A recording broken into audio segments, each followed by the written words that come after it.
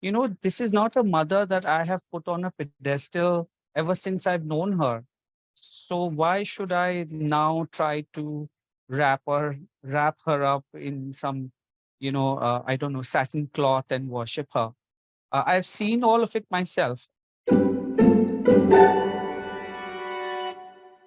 Hi, everybody. Welcome to Books and Beyond. So, today's book is something that I was so excited to receive. It's called The Last Courtesan by Manish Gaekwad. And it is this fabulous story about Manish's mother's extraordinary life as a courtesan and how she fought all of these odds to raise her son, who we're speaking to today, and what she's done to survive this brutal world of the kothas in Bombay and Calcutta. I think it was one of my favorite books of the year so far. Same here. I think I'm speechless. I was just telling Tara about how it's so difficult for me to really get absorbed in non-fiction books, but it was so moving and it was extremely well documented. It's about this life of Rekhabai, who's originally from a Kanjar Bhat tribe, who was sold and trained as a tawaif, while she was still a child.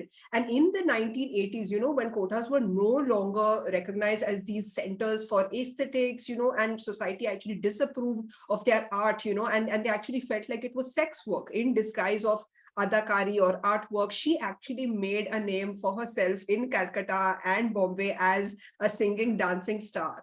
It's so inspiring. Yeah, and so today we're going to talk about, she was in an era where she had to dodge guns, goons, and Ghalib's ghazals to carve out her own destiny, to provide for family, to raise her son in an English medium boarding school.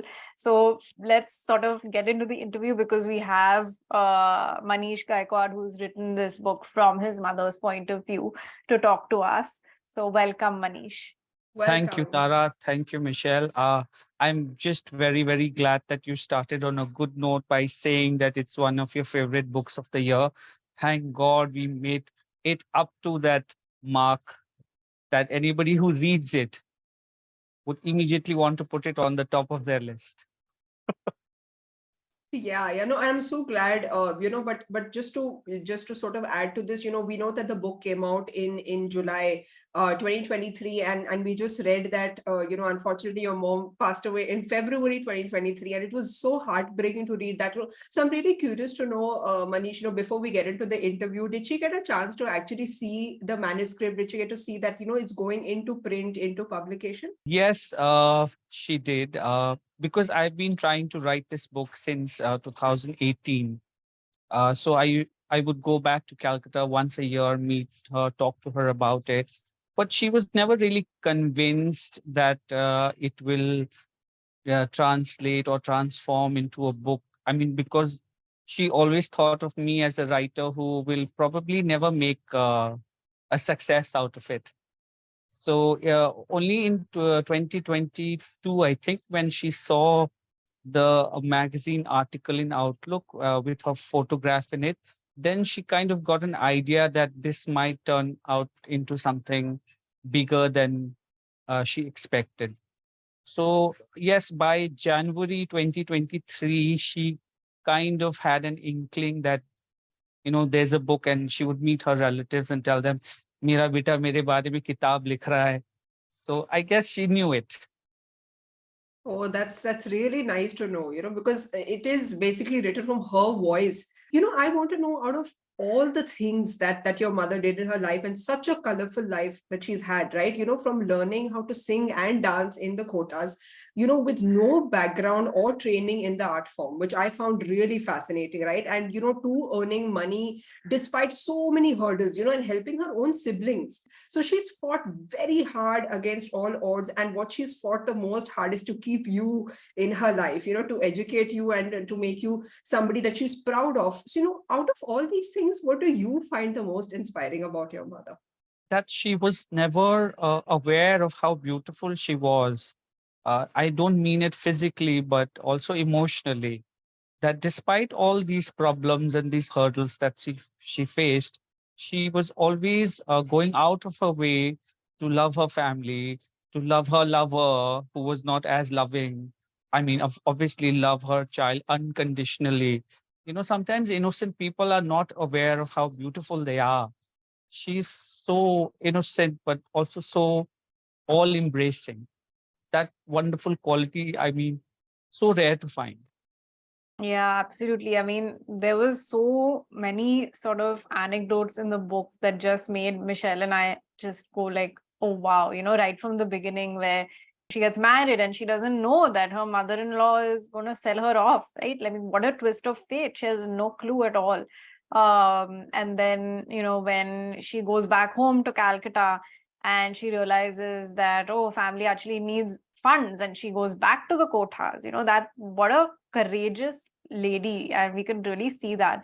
And what I really liked is that it's sort of meta, this memoir, because it's you writing from her voice, right? And in the book you have, she you have, it's such a roller coaster. You have so many good things, and then you have so many bad things that happen, and she's dancing for goons who have weapons in their tents, and you know uh it's just a roller coaster of emotion. So why was it sort of that, why did you decide, okay, I'm going to write this in your mother's voice, as your mother, versus the third person or another sort of way of writing it? That's true. I mean, I did start writing it in third person, but I got stuck. I found the narrative wasn't flowing as freely as the way she talks, because when I started recording her and started taking notes, it was her voice ringing in my head. Now, when I put it to paper, I'm obviously translating that in my style, my tonality. And that wasn't working for me. After the first draft, I felt like I it wasn't working for me, so I should try and rewrite it again in her voice. And so when I started with the first line of her saying, I don't know when I was born, and that was it. I mean, I perhaps just needed that one line to start in her voice, and when I did that, it flowed very freely and easily, and it came very naturally to me because her voice was always in my head. I mean, not just as a writer, but also as somebody who grew up with her in the Kotha in the 80s and the 90s.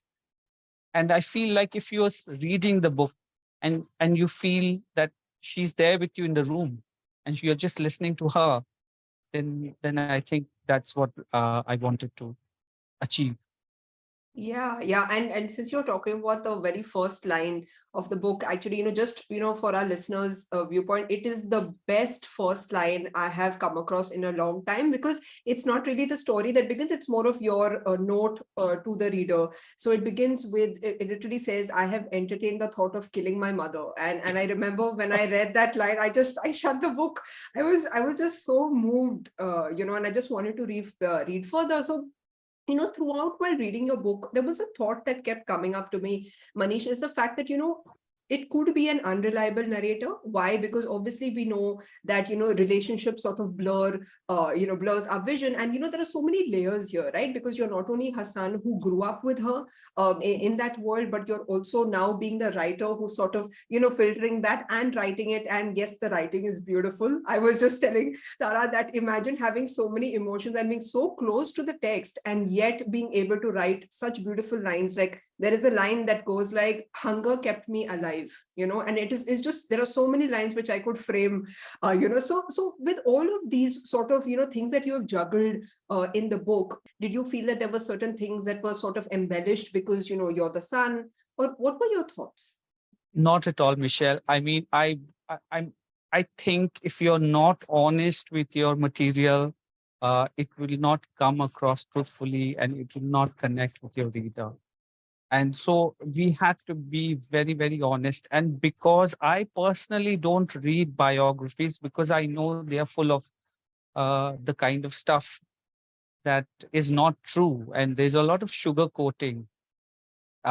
So I was very aware that that's something I want to avoid. And because, this is not a mother that I have put on a pedestal ever since I've known her. So why should I now try to wrap her up in some, I don't know, satin cloth and worship her? I've seen all of it myself, and what she was saying is also something I had previous knowledge of. Like I was told these stories in bits and parts, by her, by her colleagues, the other tawaifs, by her friends, by her patrons, by her relatives. So I kind of had a lot of this with me, and I chose not to paint her as a martyr, because that's what Indian men tend to do with their mothers.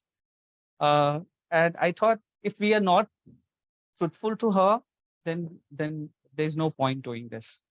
Right. I mean, she does come across as a very well-rounded individual, right? Like we know about her flaws, we know all of those ups and downs, and yet we can see the immense love, that does come through. Your love for her comes through in her voice as well in the memoir. Yes. I think one of the most emotional scenes for the emotional parts of the book for me, and I think Michelle, when we were discussing the book, was, when she was talking to you about you, and you grew up in the kothas, and you, in an article, you said that inside was paradise and outside was hell. And I would just love to know what you meant by that. And I think one of the most emotional parts of the book was how much she wanted for you to sort of study English. And when you came and you started using words like fork and all these other things, she was just so amazed that, oh, my son is speaking all these fancy words and he knows all these like fancy nursery rhymes, and that was just so heartwarming. But could you tell us about So the first thing, Tara, is that she wanted to study. I remember her telling me once that she would walk past the school with her goats when she was herding goats as a child, and she would always be curious about the lesson being taught inside, and she would wonder if she should go in there, or and she would like peek from outside and check other students studying. But because her family could not afford to send her to school, she missed out on that. And that's something she's, I think, consciously always carried with her, that if I can't do it for myself, I will do it for my siblings. And she did try to get her younger brother and younger sister educated, but then they didn't want to also study. So when she had a child, she made sure that she passed on that unfulfilled dream to her child. So as a child, I think when I grew up in the Kota, it's a world of music and dance and colors and perfumes, and it's very cinematic. It's not very different from what you see on television. I think I thought that I lived in a television, and it was never very removed from that. Even the violence, I suppose, if you saw the violence on TV in a film, where the goons are, being bad to the woman, but in the Kotha, the woman actually fought back. Like, she had her sisterhood, and they would fight back, and they would sort of hold their own. So I saw that world, and I found it very secure. And because the minute I stepped out of the quota, somebody or the other would try to taunt me, or sort of physically manhandle me. Then I guess when I came out, my mother was not there to protect me. I was on my own, and I didn't like the fact that I was being taunted and abused. So I preferred staying inside, and therefore, with all that music and dance, I think that's no, I mean, it's as good as paradise, right? Yes, and there is a line in the book where you describe the world of quotas as the world of whiskey, women, and music. And people who want to spend their last moments sort of come there, because why wouldn't you in such a brilliant I mean, environment? paradise would have whiskey for sure. Yeah, I think my version of paradise would also have books, but anyway. Brilliant. Brilliant. No, I wanted to just comment underneath it. I just love the cover photo as well Yes. of the thing. And I also really like the fact that your mom was very honest, because there's one incident in the book where she says that, oh, Tina Monim was quite rude to us dancers. And she talks about the film stars and all of these interesting facts as well. So that's what I wanted to comment on. Yeah. Yeah, no, and it's brilliant. So coming to the film industry and all of that, Manish, like because you just spoke about how difficult it was for you to just step out of the quota, right? Like literally when people would just, you would not understand what's happening in the world. But what I find really, really inspiring is, despite that, you've actually made it outside the quota in this world, because we do know you've had a very illustrious career, right? From having different jobs like being an admin staff at Oberoi to being a car wax polish salesman to a call center employee, right? And now you're a screenwriter with Red Chillies Entertainment. So I really am very curious to know sort of like, how did you bridge that gap from being so scared to even step out of the quota to actually making it in the world and doing what you like, because you love writing, right? And now you're a writer, you write as your day job. So how did that happen? Michelle, very good research you've done. You know every single detail about my history. I mean, I must applaud you for that and bringing it up. Thank you so much. Yes, I did make it out of that world. I did make it in the hell space, but I went I went into the hell space through literature. So when I was in boarding school and when uh, I was an effeminate boy and a lonely boy. And my mother says that I didn't speak for a very long time for a while, I mean, till up to 4 or 5, I suppose I didn't speak. So when I went to the boarding, and since I was not an active kind, I would just sit and perhaps want to listen to music like the patrons. Uh, and since I couldn't mingle with the boys and play with the boys, I would spend time in the library. So, I mean, I took shelter in books, but they gave the books gave me the opportunity to dream and become something. So when I went back to the quota, I hid magazines, Archie's magazines, comics, and all of these film magazines under my mattress, and I would be reading them while my mother was performing in the other room. So I think I found my comfort in that, and that allowed me to go back out into the world and carve a space for myself. But it did take a while, because initially, because I didn't have anybody to guide me into this literary world, I had to find my way through odd jobs of, like you said, call center or as a salesman. And then eventually, of course, you find your way, you find your truth. Yeah, absolutely. Yeah. So one thing that I was very interested in is that, your mother had lots of sort of propositions and proposals from men, right? There's a story about, this sheikh who wants to sort of marry her and take her to Muscat, and then she tears up the passports because she doesn't want to be away from you. And, we also see just a little bit about, your father in her life, Rehmat Khan. And, so I just want to know, I did read the excerpt at the end of the book. So throughout the book, when I was reading the book, I wanted to know a little bit more about your relationship with your father, or where he would be now, or a little more information, which I felt was a little bit missing from the book. And then I came to the end of the book and I read the excerpt. And again, it's very visual, you describing a scene where they're having sex, for example, and you're sort of right there. So it's very sort of visceral and very raw. So tell us a little bit about, your father. What is this next project a little bit about? I'm very curious to know. Sure. So in the boarding school, I mean, because all the children have a set of parents, and mine was the only flamboyant single woman sashaying in and sashaying out, and all the teachers were wondering, who is this beautiful and wild woman? So I also wondered, why didn't I have a father?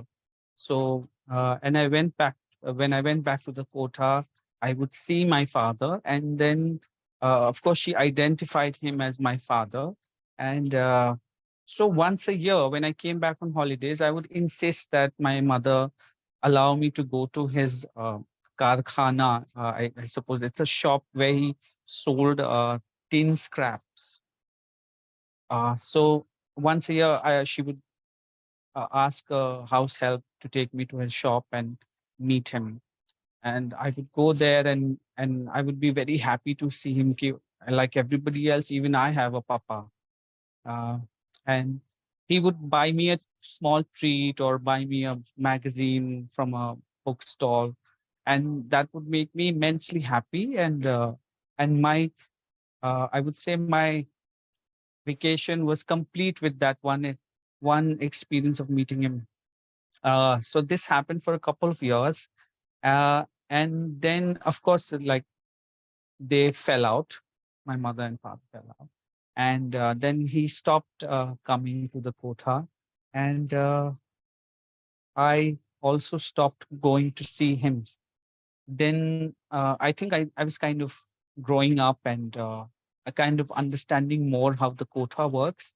And nobody's really your father here. They're just a guest, a patron who come, visit, I entertain, and they leave. This is a woman's fiefdom. So I understood that, and as I grew older, I also realized that he had his own family, and so we were not his first family.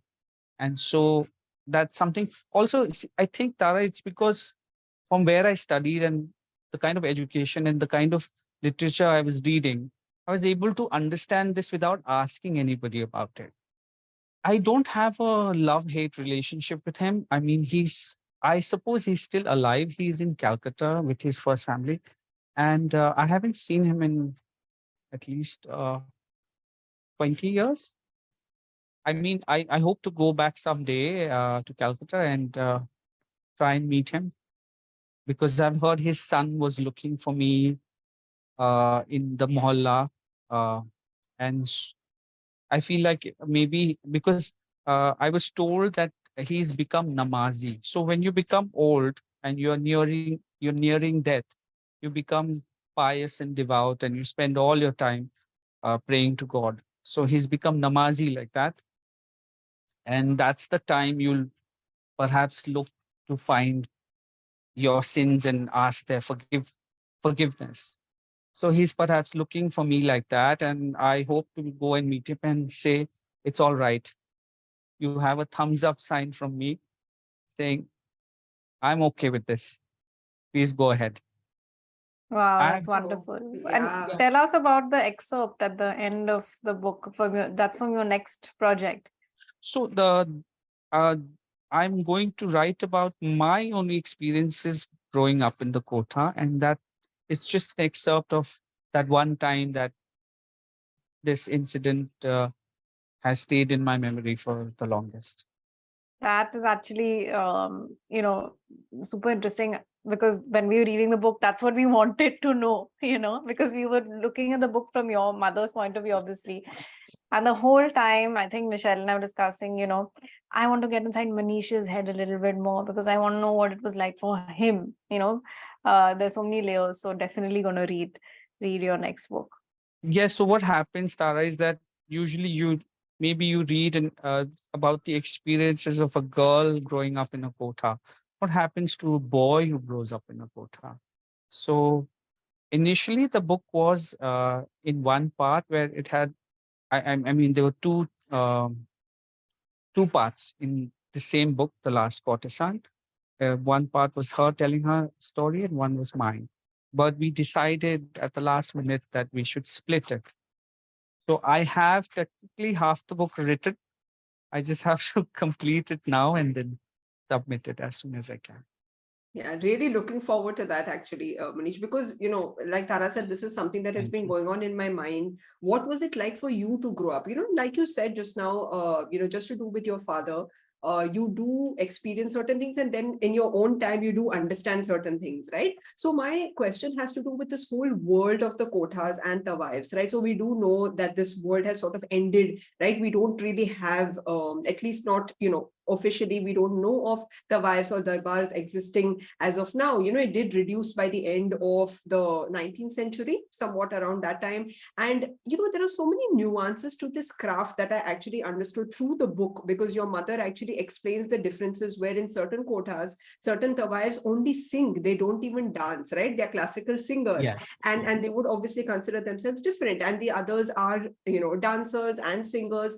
And yet, despite it being an art form, despite it having so many nuances, it has been over the years infamously been tied up to prostitution as well, right? And there's, your mother says this in the book, I do not condemn sex work, because but I've worked very hard to live my life, with my head held high. Perhaps the other kind of work would have not given me the same feeling, right? Oh, absolutely. And she says, I had seen the girls in Sonagachi living in worse conditions than us. I did not want to be a slave. I did not want to, be a slave to a pimp or some madam or, whatever. I had my own space. I had my own agency. And this is something that I really liked. So I'm very curious to know, growing up, was this difference very apparent to you? Did you really know the difference between these different worlds, or what was it like? Yes, Michelle, I sort of had an idea because once in a while we would travel from the kotas of Baobazar and go visit a friend in a mother's friend in Sonagachi. And I would see those lanes and those women in those, I don't know, like caged windows and those um lurid lights. And I would wonder, this is very different from our side of the business, where it's slightly more open and the air is fresher and I suppose there's more scent in the air. Uh, and here it was just a sense of suffocation that I would feel in Sonagachi. And there was a sort of hushed way of for us to walk or talk around in these places. Uh, and I didn't feel free there. So I always wondered if the girls were really free here the way they were in the kotas. So, and so I understood that, because what happens in the kotas is also there are a lot of patrons who are very they're patrons who are very physical with the girls. They want to touch them, kiss them, reach out, and the girls know how to draw the boundary. So I knew that this also can extend into sex work, but it depends on this girl who's sort of maintaining that boundary. So I knew that. So I could differentiate between sex work and the work of the courtesan in the kota from a very early stage. Yeah, I think that is something that is apparent, and I didn't really realize that until you told me about this stark difference between both of these areas. And yeah, I think as children, like, the experience comes first, and then the understanding Oh, absolutely. comes later, right? So what I'm also very curious about is, this whole world is something that we have captured on screen, in books. It is this never ending curiosity that we have about this, right? So we've also seen a lot of films covering the underworld, the dawns, and that is something that is mentioned in the book as well. So there is this terrorist attack that's also mentioned. And so I'm really curious to understand, how do you envision this book or your mother's story on screen, Manish? And you are also a screenwriter. So is this something that you had in mind while you were writing it? And is it possible that we'll see it as a web series or as a movie? Since I've written screenplay, I understand how screenplay is written. And since I've also written a book earlier, I understand how a book is written.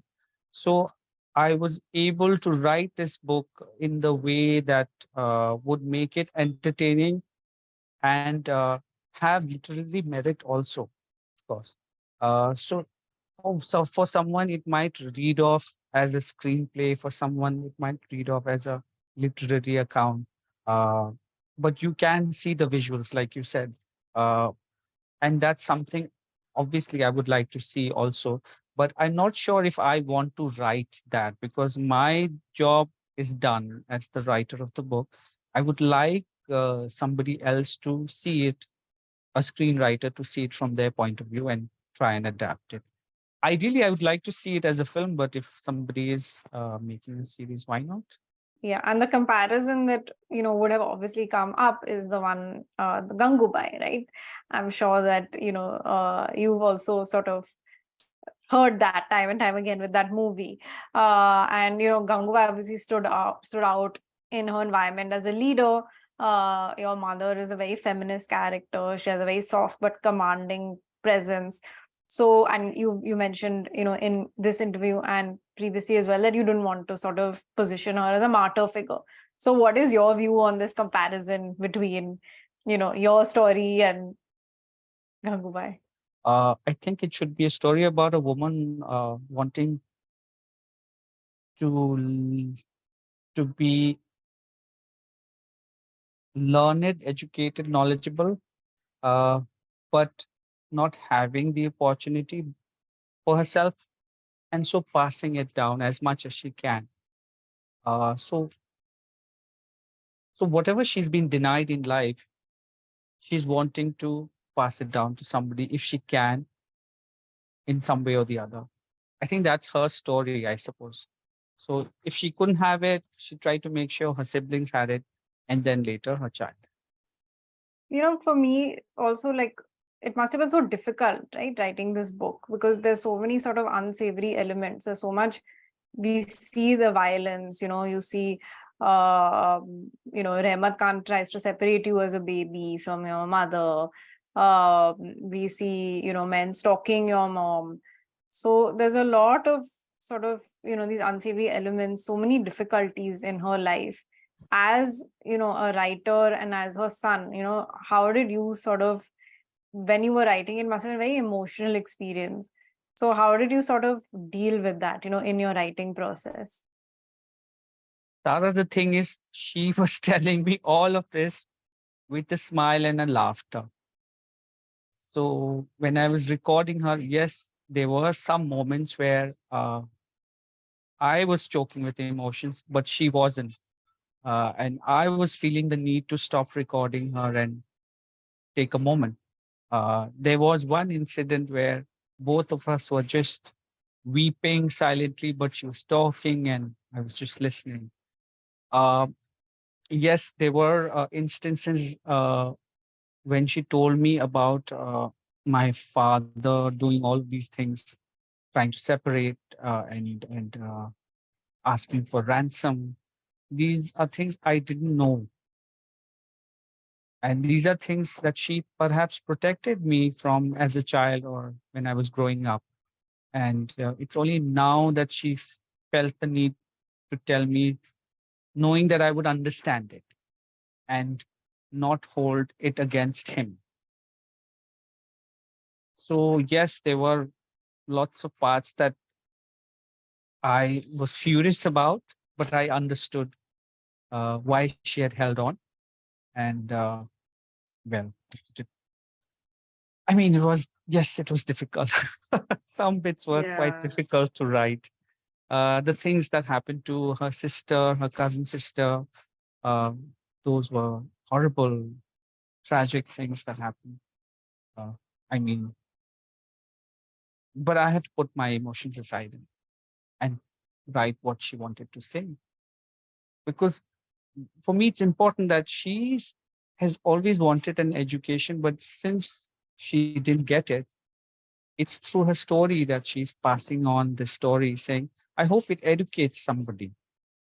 Yeah, and the I would say the hook of the book, right, is the title for me, right, the Last Courtesan, because we have come across stories of courtesans, of the wives in different forms, right, historical fiction in different formats, all of that. But what drew me to this book is the fact that she was the last courtesan, and to give context to our listeners, so there was a bomb blast in the Kotha at that point, and that literally destroyed the Kota, right? There was nothing left. A lot of people died, unfortunately. So what happened was her world was destroyed, right? It was shattered. The kind of world that she knew, that held refuge, that gave her comfort, all of that, right? That's when she left Bandhu Gali.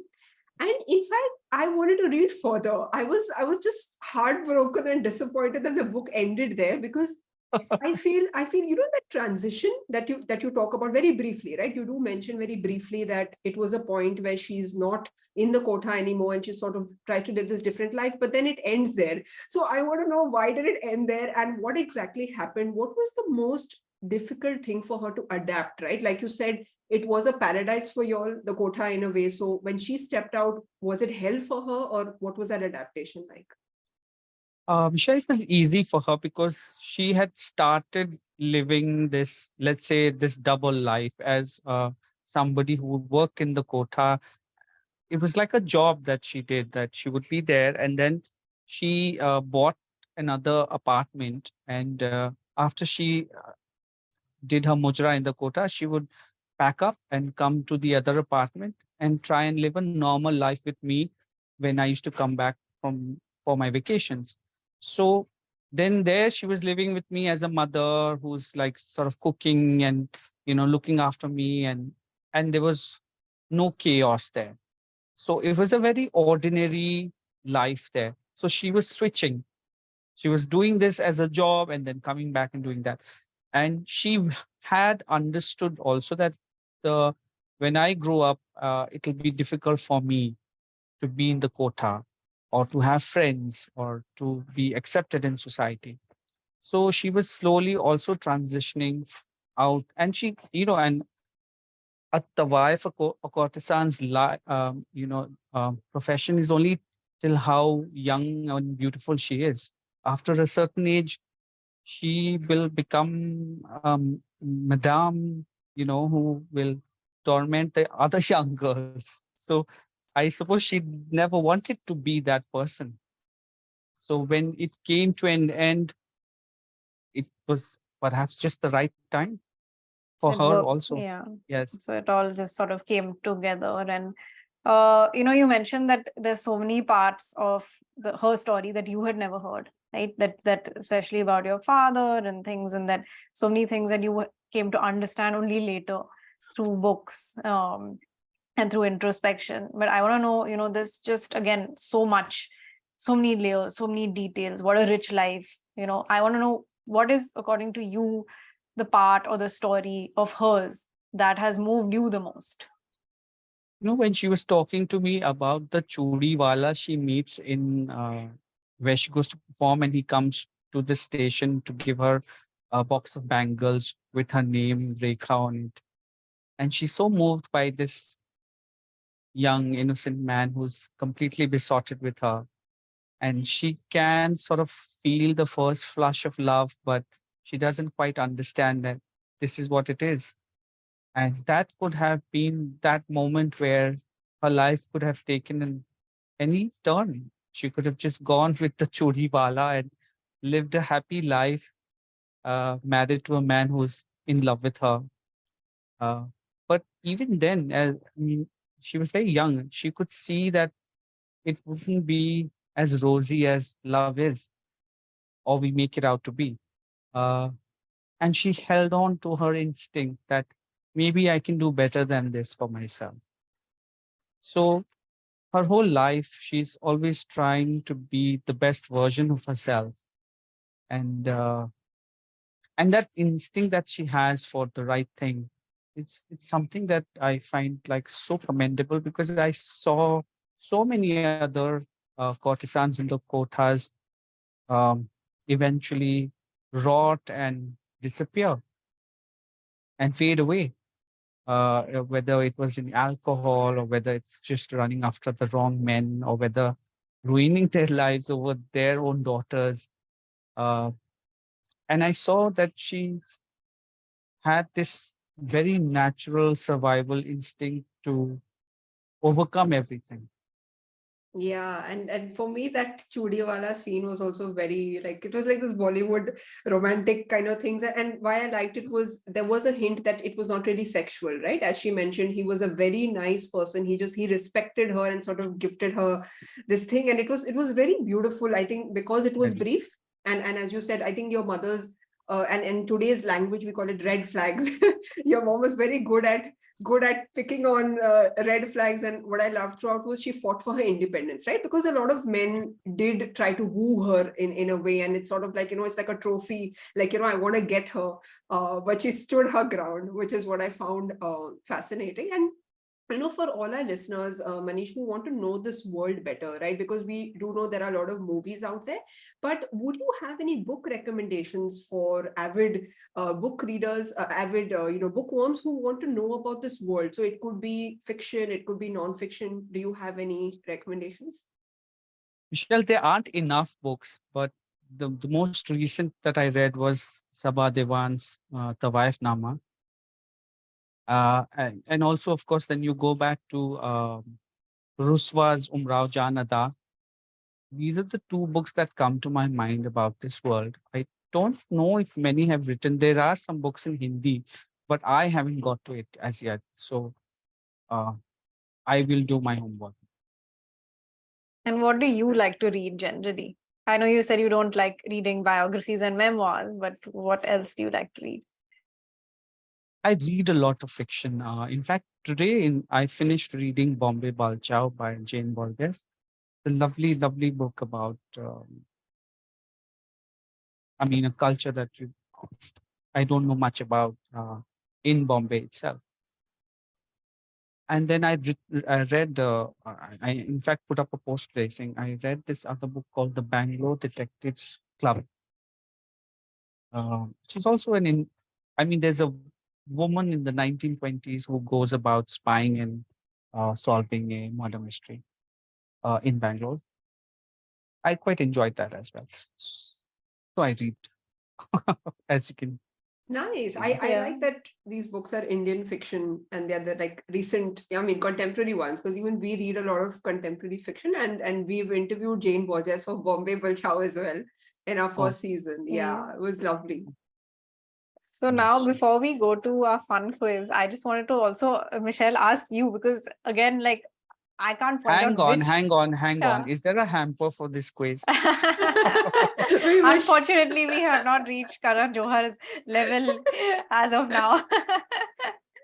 But I wanted to ask you, which incident in the book, moved you the most? Okay, so honestly, it was 2 points. I mean, two scenes. One was when Manish got his name, and we make such a big deal about kids getting their names, and that scene was so full of tension, because her mother, poor thing, she was under so much stress. She just wanted him to get admission in this awesome school.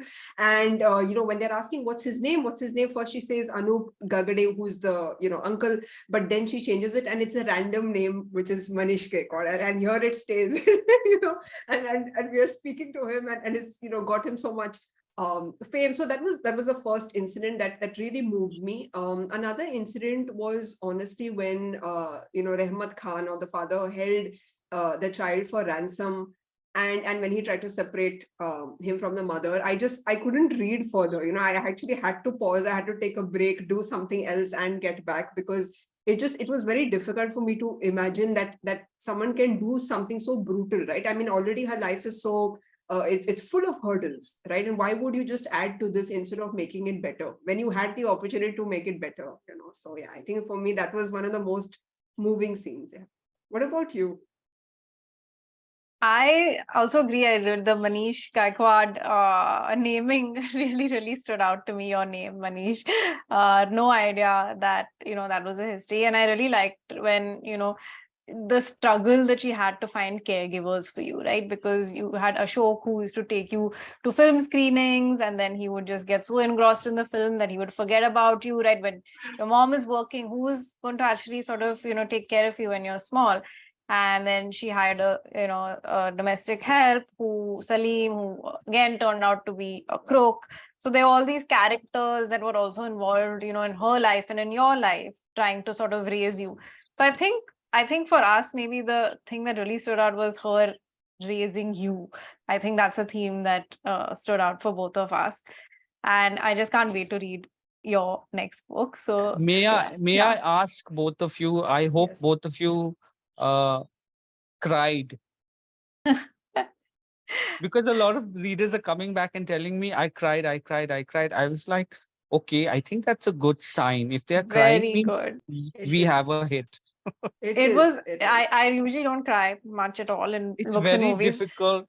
It's very difficult to make Yeah. anybody cry with your writing. I feel like, I mean, it's even for me. I've been a reader, a lifelong reader. There are very few books that have moved me to the point where I've sort of got teary eyed. And because I'm asking you this only because I not just women but even men have come around and told me how teary eyed they got, and they had to stop reading and they had to like Michelle said, like take a break, do something else, then come back. So I mean, I think we've made this experience for a lot of readers personal. Yeah. They feel something, they feel something, and that's something so hard to achieve, but thank god I mean, I think it's just because of the honesty of the story that we've been able to do that. Yes, and totally. And I think another craft decision that you took because the third person didn't work and you went with the mother's voice. I think for me, the mother's voice is something, sort of like reliving those scenes and admitting that or confessing that to your own son was something that really stood out to me. And yes, and definitely crying is a compliment for a writer. If it moves you, you've done a great job. So yeah. Yeah. So Yeah, we cry a lot when we watch movies. I mean, I don't know if you all cry, but I cry a lot when I watch movies very easily. And that's very embarrassing for my friends. yeah, but books is definitely, yes, you're right. It is definitely more difficult with books. Yeah, Tara? But I think, yeah, I mean, it was just so emotional because I felt it was truthful and it was very raw, which I really, really liked. I didn't feel that sort of it was unauthentic at any point in the narrative, which is what made it stand out so much. But Yes. yeah, Yeah. I wish that we could continue talking about the book and you can tell us so many more anecdotes and just Yeah. sort of, immerse ourselves, in your stories much more. But we are almost at the end of the interview. So now we have our Yes. quiz round, which Michelle is our quiz master. So she can Yes. take it ahead. So this is a fun quiz that we do with all of our guests, Manish. So I'll be giving you some options. You have to pick one from it. Okay. One Bollywood song that your mother loved. A. आप जैसा कोई. B. तू मेरे साथ रहेगा Munna. C. मुकाबला हमसे ना करो. Vidya chamkegi. Oh, nice. Okay. One feature of your mother's that you have inherited. A. Her smile. B. Her complexion. C. Her attitude. Her instinct for the right thing. Ooh, I like that your options are all out of what I've given. Okay. One film star that your mother adored. A. Madhuri. B. Sridevi. C. Shabana Azmi. Helen. Ooh, yes. I remember Nice. that line. Yeah, where she's anticipating, Helen sort of coming to Congress House. Okay, great. So this brings us to the last round of the interview, which is called the rapid fire round. Okay. Unfortunately, there's no hamper, but you'll have to be rapid with the answers. Okay. One word to describe the world of the courthouse. Magical. One word your mother loved to use while addressing you. Beta. Nice. Okay. One destination that you have traveled to with your mother. Ajmer a lot. Your mother's favorite dish. Biryani. Okay. All right. One song from the playlist that you have made on Spotify for the book that you listen to on loop. I can listen to Chap Tilak. It's beautiful. Where do you write? In my bedroom. Okay.